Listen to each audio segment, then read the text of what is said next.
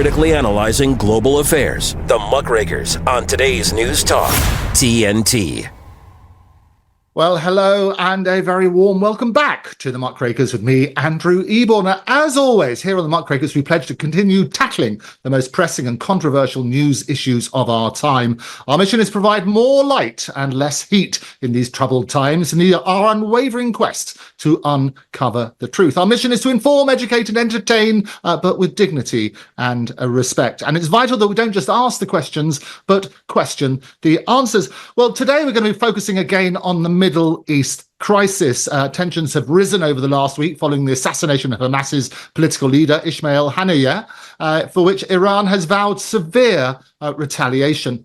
And today on the Muckrakers, it's made up of myself, Andrew Eborn, but also Richard Pater, Martin Jay and Dr George Szamuely. I know Richard's joining us. Let me tell you about him. He's basically had over 15 years experience working alongside government officials, diplomats and journalists. He regularly briefs British audiences on Israeli politics and security issues. He's also a director of BICOM, which is the British Israel Communication and Research Centre, which is an independent British research centre, and they produce analysis, insight and commentary to promote a greater understanding of Israel and the Middle East in the UK. So we look forward to that. He's also responsible for delegations which BICOM bring to Israel, and he joined them from the Israeli Prime Minister's office, where he spearheaded the engagement with the foreign press.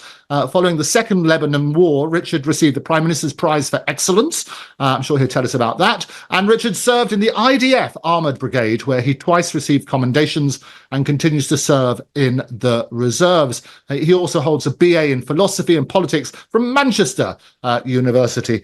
Martin Jay, an award-winning journalist, editor of MAGHREBI.org and that very important news site LEVANTIS.me. His career has spanned over 30 years, which has seen him work in over 50 countries for a host of big media titles. My favourite bit, however, is on his Twitter X page. He proudly proclaims he's been fired by all the media giants, and CNN called him a good journalist, but a pain in the back side. And finally today, Dr George Szamuely, a senior research fellow at the Global Policy Institute London.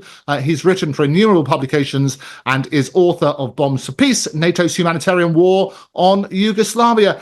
Gentlemen, hello and thank you very much for joining us. Good to be with you again, Andrew. Very good. I think we're going to have Richard. Maybe we'll start with some of the others and so on and so forth. Let me first of all talk about the breaking news with sources familiar with the White House's thought process. The Washington Post, it states that Israel informed the United States immediately following the assassination of Hamas leader Ismail Haniyeh that it was behind the killing. Biden administration apparently were reportedly livid about the decision to take out Haniyeh, worrying it could upend months of careful negotiations towards a truce in Gaza. And obviously that was the thing. I think Richard's joined us now. How are you, Richard? Good afternoon. Nice to be with you all. It's nice to be with you all. I don't know if you heard that beginning. We were just talking about the taking out of Haniyeh, who was the chief negotiator, if you like, for this path to peace, and the reaction from the Biden administration that they were livid that he was taken out. Let me get your take on it. What are your views? Well, first of all, I don't think he was that responsible in terms of the negotiations. I think he was helping facilitating that process. But I think even beforehand, the buck really stopped with the Hamas leadership inside Gaza and primarily with Sinwar. And as we've now seen the announcement in the last 24 hours that Sinwar is not only remaining in charge of the faction inside Gaza, but of the overall operation and replacing him, I think that's more proof of that he's really the one calling the shots. But in terms of taking out the optics on it, if he was at least part of the peace negotiation, why do you think they took him out? It's a good question. I mean, first of all, Israel formally hasn't taken responsibility, so we're in the it's the assumption, but I'm sure that we all share. I think since October the 7th, I think the Israelis have said that all the Hamas leadership are marked men, as it were. And an operation opportunity presented itself, which they took. I don't think that would be my my reading of it on face value. Okay, George. Well, I think Richard probably sums it up rather well. I mean, I think Israel's mode is just simply to target all Hamas leaders. The problem is, of course, that doesn't really address the problem. I mean, even if you wiped out Sinwar and the rest of the Hamas leaders, there are going to be other leaders to take their place. So that's why essentially the policy of targeted assassinations is actually of very limited utility, because there's always somebody else ready to take his place, and that's why states generally don't do it. They fight wars, try to win wars, and resolve issues through peace negotiations. But taking out the leaders of your opponents is really quite a pointless activity. Martin?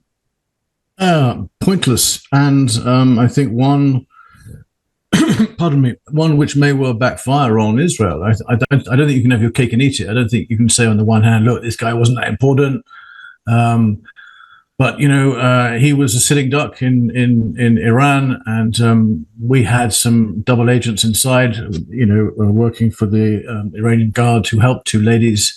It was a very, very detailed, precise, very well executed operation as far as assassinations go. But I think it's going to be very, very hard now for Israel to face the international community and keep a straight face and say, we're happy to carry on talking about the possibility of a peace process when there is no peace process. Everyone knows that. Everyone knows that Israel was not interested in a two-state solution. Israel is not interested in stopping its killing, its murdering of women and children at this incredible rate.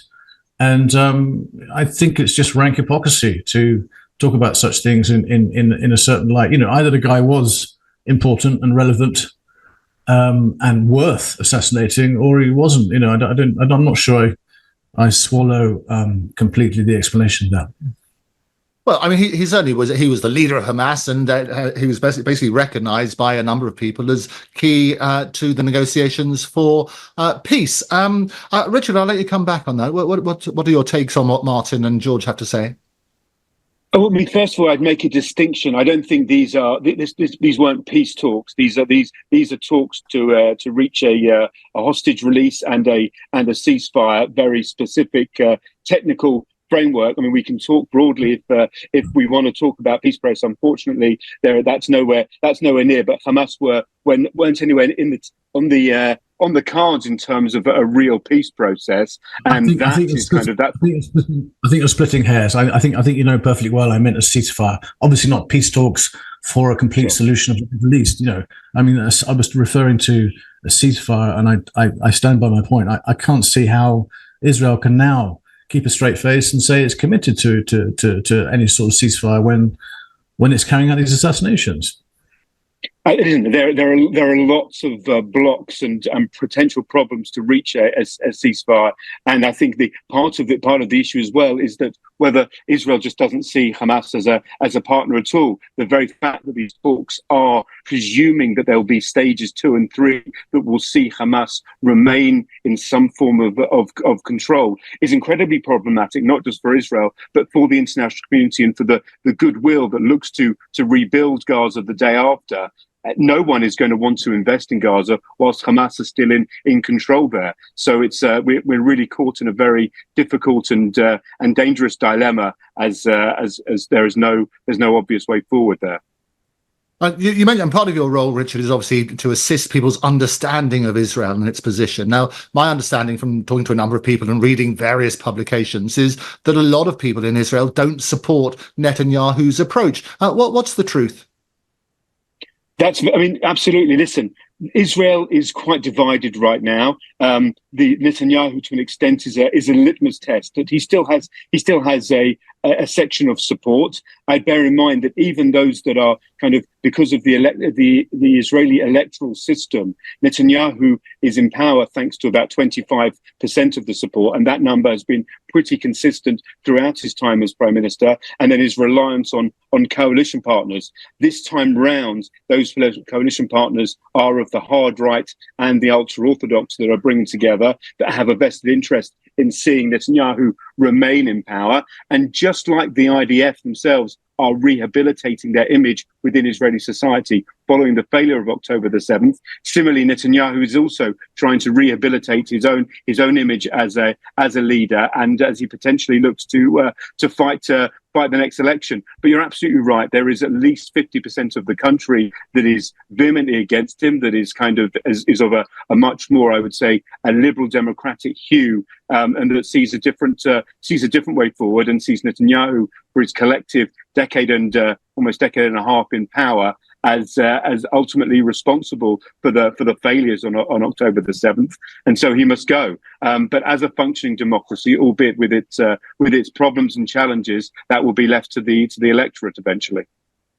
Yeah, and I think it's so important in this discussion, as I say, we always like to shine more light and less heat on this, because so many people, they just assume that everybody's behind Netanyahu, and as you rightly say, that's not the case at all. George, what's your thought?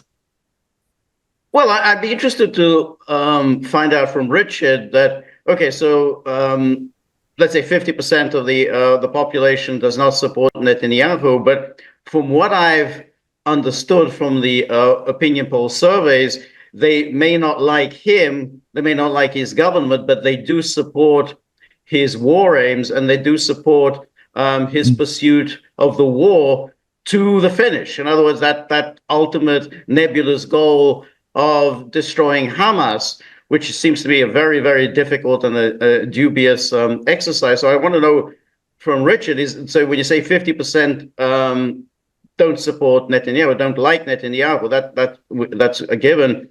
But what's the percentage of the population that would now settle for a ceasefire and a cessation of hostilities now, today?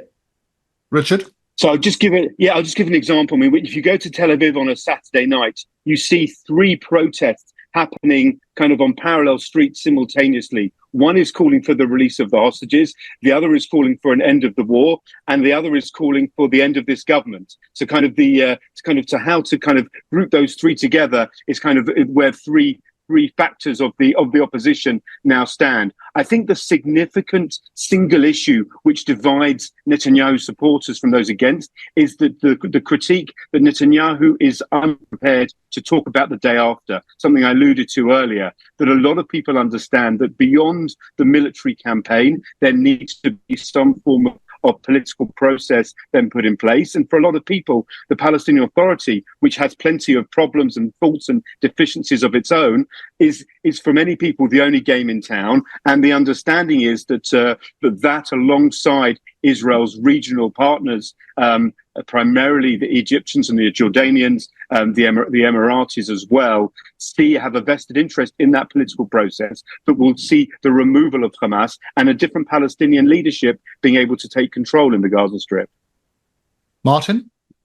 Well, is it really, Richard, is it really the removal of Hamas we're talking about here, or is it really the removal of all Palestinians from the Gaza Strip? Oh no! I'm quite sure that for the vast majority of Israelis, we are talking about the former. Even Netanyahu himself has kind of pushed up against. I mean, the hard right in Israel that is talking about resettlement of the Gaza Strip is nowhere near the consensus, even amongst Netanyahu supporters and Likud voters. And Netanyahu has made it clear that's not the agenda. And he's also even gone as far to say, it's not his agenda for the IDF to remain there on a permanent basis. He wants to, as you said before, kind of to have his cake and eat it, and kind of for the Israel to remain in control, to have this kind of amorphous vacuum there, and that's not constructive. And so the question is, who is Israelis, as the majority of them, do not want to be taking control of Gazan sewage and civil society and healthcare, education, housing, etc. That's not on the Israeli agenda. So there needs to be the empowerment of some Palestinian leadership that fills that void eventually. Staying with Netanyahu, go for it, Martin. Very, very politically aware and clued up on the sensibilities there. Tell us, isn't it not the case that if a ceasefire is brought about by whomever, if a ceasefire is brought about, does that not mean that the momentum that Netanyahu has politically will just collapse overnight? His entire raison d'etre will just grind to a halt and he'll be out.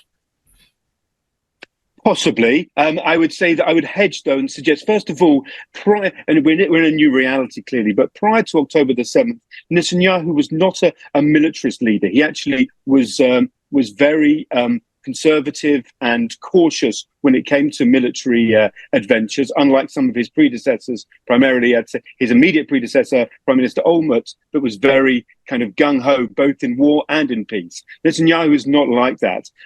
There is an argument, as you suggest, which is quite possible, that Netanyahu understands that at the end of this war, there will be elections, and he will pay the price with the Israeli electorate. However, he probably looks at it another way. It's not about extending the war or continuating perpetual war for the sake of it. It's about achieving his results. He sets himself and his government very ambitious goals to completely destroy Hamas, to destroy their military capability, and to destroy them as a political power. If he was to succeed in that, it's not working, Richard. It's not working. You can't come on and tell us that you are destroying Hamas. You're not destroying Hamas. There's no evidence of it whatsoever. How many Hamas fighters has the IDF actually killed? You don't know, do you? Because there isn't a figure. Listen, none of us know. But I would say that according to the IDF, and here we have we have to rely on some verified sources. We've got either the IDF or Hamas, and I'd love for someone to have some form of independent assessment that kind of wades between the Hamas figures and the IDF figures. But according to what the IDF have been saying, their assessment is that 75% of Hamas fighting force as of October has now been either killed or incapacitated. We're talking about the 24 battalions that were kind of across the whole of the Gaza Strip, that they are pretty much almost all of them, I think 22 or 23 out of 24, have lost their ability of a command and control infrastructure and leadership and command structure that they had in place. That's not to say clearly there are fighters and they're almost returned back to first principles of fighting as individual terror cells. And this is kind of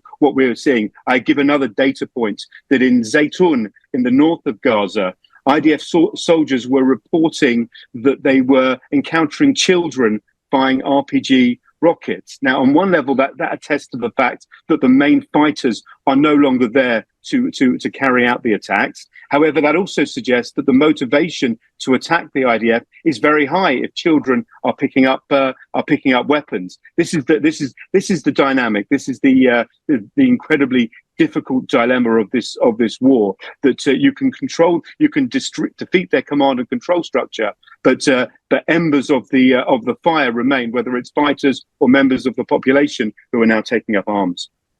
Okay, we're going to take a quick break. When we do come back, we're going to do a deeper dive into this, but don't go away. Military families often sacrifice precious time away from loved ones while serving our country.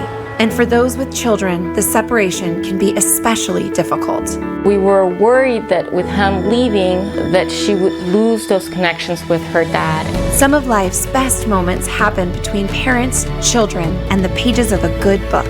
United Through Reading provides that connection. You can watch your mom or dad read a book to you, and it almost feels like they're really there. We ensure they remain a consistent, meaningful part of their children's lives, no matter the distance. Just seeing Jacob recognize Daddy again after a long time just melted my heart. And now, as we're facing greater isolation from our loved ones, United Through Reading is also available to veterans. Learn more about United Through Reading and download our free secure app at unitedthroughreading.org. Lies. We're being told lies by greedy foreign developers who want to build renewable energy projects in Australia. They are not good for the environment. Thousands of hectares of productive farmland will be cleared and native wildlife will die. These developments promise clean energy, but at what cost? Let's help protect our communities and their irreplaceable way of life. Let's rethink renewables. Take 2 minutes to learn the truth about the destruction they cause. Go to letsrethinkrenewables.org. You're listening to the Muckrakers on today's News Talk, TNT. Well, welcome back to the Muckrakers. Me, Andrew Eborn. I'm joined by a wonderful panel, Martin J, Dr George Szamuely, and also Richard Pater. And we're talking about the Middle East and separating the fact from the fiction. And just some statistics which are breaking at the moment. Israel's ordered residents and displaced Palestinians to evacuate the Beit Hanun area of Gaza City, as reports say a large-scale Israeli army operation is expected to begin there soon. The reports so far say there are 3 people are dead and more than 10 wounded in overnight Israeli attacks that destroyed 2 homes and tents sheltering displaced people in central Gaza's Deir el-Balah. What's your take on that, Richard? I think this is part of a pattern that since the IDF pulled out of northern Gaza, there's been a need for targeted and focused operations to return when they see signs of Hamas reconstituting its fighting force. Again, I've heard one report that even suggested that the factories for building the tunnels has begun operating again in kind of making the cement that are building these slabs, concrete slabs that go into the tunnels. So there are efforts underway to rehabilitate themselves, and that's what these operations are focused at to prevent that from happening. George?